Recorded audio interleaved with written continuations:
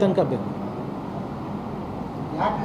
ಯಾಕೆ ಅಂದರೆ ಈಗ RCB ಕಾಳು ತುಳಿತದಲ್ಲಿ ಹೈಕೋರ್ಟಿಗೆ ಯಾರಿಗೆ ಸಬ್ಮಿಟ್ ಮಾಡಿರೋದು? ನಾವೇ ತಾನೇ ಸಬ್ಮಿಟ್ ಮಾಡಿರೋದು. ನೀವು ಯಾರು, ಎತ್ತ, ಹೇಗೆ, ಎಷ್ಟು ಜನ, ಎಲ್ಲಿಂದ ಬರ್ತೀರಾ, ವೆಹಿಕಲ್ಸ್ ಎಷ್ಟು ಬರ್ತದೆ ಅಂತ. ಮೊನ್ನೆ ಜಯನಗರ್ನಲ್ಲಿ ಮೋಹನ್ ಭಾಗವತ್ ಅವ್ರು ಬಂದಿದ್ದರು, ಹೋದ ಬಾರಿ ಮಾಹಿತಿ ನೀಡಿದರು, ಈ ಸರಿ ಪರ್ಮಿಷನ್ ಕೇಳಿದ್ದಾರೆ.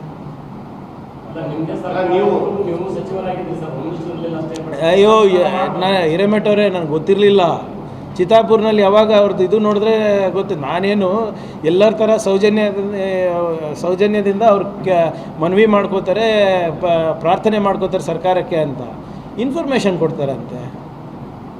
ಈಗ ಇನ್ಫಾರ್ಮೇಷನ್ ಕೊಡೋದು ಸರಿನಾ? ನೀವೇ ಹೇಳಿ. ಒಂದು ಚಿಕ್ಕ ರಸ್ತೆನಲ್ಲೂ ಕೂಡ ಗಣೇಶವನ್ನು ಕೂಡಿಸಿದ್ರೆ ಆ ಮಿತ್ರ ಮಂಡಳಿದವ್ರು ಪರ್ಮಿಷನ್ ಕೇಳ್ತಾರೆ. ಇವ್ರು 20 ಲಕ್ಷ ಜನ ಸೇರ್ತಾರೆ ಅಂದರೆ ಪರ್ಮಿಷನ್ ಬೇಡವಾ?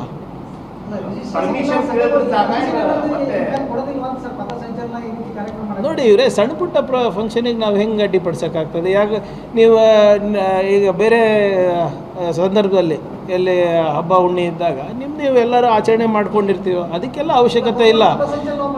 ದೊಡ್ಡದು ಯಾವುದು, ನೀವು ವಿಶ್ವದ ಅತ್ಯಂತ ದೊಡ್ಡ NGO ಅಂತೀರಾ, ನೀವು ವಿದೇಶದಿಂದ ದೇಣಿಗೆ ತಗೊತಾ ಇದ್ದೀರಾ, ಹಿಂಗೆ ದೊಡ್ಡ ಟ್ರಸ್ಟಿಗೆ ಕೊಡ್ತಾ ಇದ್ದೀರಾ, ಅಂಥದಕ್ಕೆ ಮಾಡಬೇಕಲ್ಲ.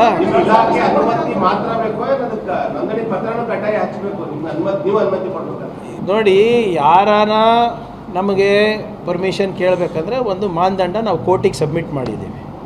ಆ ಕೋರ್ಟ್ ಪ್ರಕಾರ ಅವ್ರು ಕೊಡಲಿ. ಪರ್ಮಿಷನ್ ಕೊಡೋದು ಬಿಡೋದು ನಮ್ಗೆ ಬಿಟ್ಟಿದ್ದು.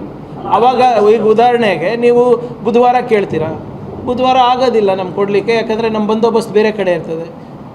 ಶುಕ್ರವಾರ ಮಾಡಿ ಅಂತ ಹೇಳ್ತೀನಿ. ಈಗ ಚಿತ್ತಾಪುರ್ನಲ್ಲಿ ಘರ್ಷಣೆ ಆಗಿದ್ದು ಅದಕ್ಕೆ ಅಲ್ವಾ?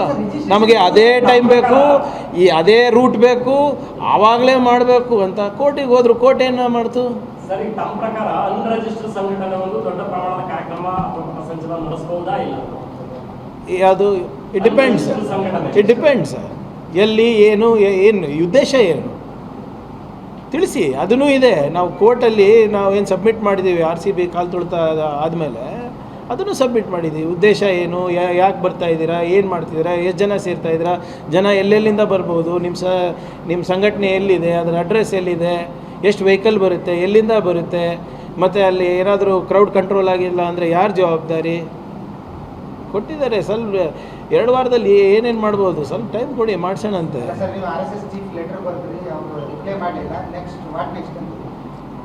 ಆಗಿತ್ತು sir. Why are in so Hari, Abhi picture ಬಾಕಿ ಹೇ. ಈಗ ನಾನಿರ್ಬೋದು, ಅವರಿರ್ಬೋದು, ಇವರೇ ಎಲ್ಲರೂ ಕೂಡ ಕಾನೂನಿಗೆ ತಲೆ ಬಾಗಲೇಬೇಕಾ? ನಾನು ಪತ್ರ ಬರೆದಿದ್ದೀನಿ. 100 ವರ್ಷದ ಎಲ್ಲೋ ಕಾಗದಲ್ಲಿ ಇಲ್ಲಿ ಇರ್ಬೋದು, ಹುಡುಕ್ತಾ ಇರ್ತಾರೆ. ಈಗ ಪಾಪ ಪಾಕಿಸ್ತಾನ ಬಗ್ಗೆ ಮಾತಾಡ್ತಾರೆ, ಆರ್ಥಿಕ ವ್ಯವಸ್ಥೆ ಬಗ್ಗೆ ಮಾತಾಡ್ತಾರೆ, ರಾಮ ಮಂದಿರ ಬಗ್ಗೆ ಮಾತಾಡೋದಿಲ್ಲ, ಅವ್ರ ಅಸ್ತಿತ್ವದ ಬಗ್ಗೆ ಮಾತಾಡೋದಿಲ್ಲ. ಸಿಂಪಲ್ ಕ್ವೆಶ್ಚನ್ ಕೇಳ್ತಾ ಇದ್ದೀನಿ ಸರ್. 52 ವರ್ಷ ಯಾಕ್ರಿ ನೀವು ಬಾವುಟ ಆರಿಸಿಲ್ಲ, ಸಂವಿಧಾನ ಯಾಕೆ ಬೇಡ ಅಂದಿಲ್ಲ, ಯಾಕೆ ಒಂದೇ ಸಮಾಜದವ್ರು ಮಾತ್ರ ನಿಮ್ಮ ಸರ್ಸಂಚಾಲಕ ಆಗ್ತಾರೆ, ಯಾಕೆ ನಿಮ್ಮ ಮಹಿಳೆಯರಂದರೆ ನಿಮಗೆ ಇಷ್ಟ, ಅವರ ಸಂಘಟನೆಯಲ್ಲಿ ಪಾಲ್ಗೊಳ್ಳೋಕ್ಕಾಗೋದಿಲ್ಲ, ನೋಂದಣಿಯಲ್ಲಿದೆ, ಅಷ್ಟೇ ಕೇಳ್ತಾ ಇದ್ದೀನಿ. ನೋಡೋಣ. ನೋಡಿ ಇವರೇ, ಈಗಾಗಲೇ ಲಾಜಿಕಲ್ ಎಂಡ್ ಅಂದರೆ ನನಗೆ ಫಸ್ಟು ಇವರು ನೋಟಿಸ್ ಕೊಡಿಸ್ತಾರೆ MHAಯಿಂದ. ನಮ್ಮದು ಈಗೆಲ್ಲ ನಿಮಗಾಗಲೇ ಸ್ಟಾರ್ಟ್ ಮಾಡಿದ್ರಲ್ಲ, 20-25 ವರ್ಷದಿಂದ ಸ್ಟಾರ್ಟ್ ಮಾಡಿರಲ್ಲ. ಇದು ನಿಮ್ಮ ಬುದ್ಧ ವಿಹಾರದು, ನಂದು, ಹೌದು, ಎಲ್ಲ ತೆಗಿತಾರೆ. ನಮ್ಮ ಅಣ್ಣನ ತೆಗಿತಾರೆ, ತೆಗಿತಾರೆ. ನಾನು ಯಾರಿಗೆ ಮದುವೆ ಆಗಿದ್ದೀನಿ, ಹೆಂಗಾಗಿದ್ದೀನಿ, ನನ್ನ ಮಕ್ಕಳು ಹೆಂಗಿದ್ದಾರೆ, ಪ್ರಿಯಾಂಕ್ ಬೆಳ್ಳಗನ ಕಪ್ಪಗನ, ಇವೆಲ್ಲ ಸ್ಟಾರ್ಟ್ ಆಗ್ತದೆ. ಇದು ಪ್ರಾಸಿಕ್ಯೂಷನಿಗೆ ನೋಟಿಸ್ ಕೊಡ್ತಾರೆ. Do I look scared? Sir, ಈಗ ಎಲ್ಲನೂ ನಾನು ಇಲ್ಲಿ ಚರ್ಚೆ ಮಾಡಿದ್ರೆ ಅವ್ರಿಗೇನು ಬಿಡ್ತೀರಿ ನೀವು ಕೊಡಲಿಕ್ಕೆ? Let them also answer. Why should I answer for them? ನಾನು ಅವ್ರಿಗೆ ಯಾಕೆ ಉತ್ತರ ಕೊಡಬೇಕು? ನಾನು ಕೇಳ್ತಾ, ನೀವು ಮಾಡಿ, ನೀವು ಅರೆ ಸರ್, ನೀವು ಮಾಡಿ, ನಂದು ಆಕ್ಷೇಪ ಇಲ್ಲ. ನಿಮ್ಮ ಸಾಂಸ್ಕೃತಿಕ ಸಂಘಕ್ಕೂ ಇಲ್ಲ, ನೀವು ಕ್ರೀಡಾ ಸಂಘನ ಮಾಡ್ಕೊಳ್ಳಿ, ನೀವು ಯಾವುದಾದ್ರೂ ಧಾರ್ಮಿಕ ಸಂಘನ ಮಾಡ್ಕೊಳ್ಳಿ, ನಂಗೆ ತಕರಾರೇ ಇಲ್ಲ. ಅವರು ಗುರು ದಕ್ಷಿಣೆ ತಗೋತಾರಂತಾರೆ, ಕರೆಕ್ಟಾ? ಗುರು ಯಾರು ರೀ?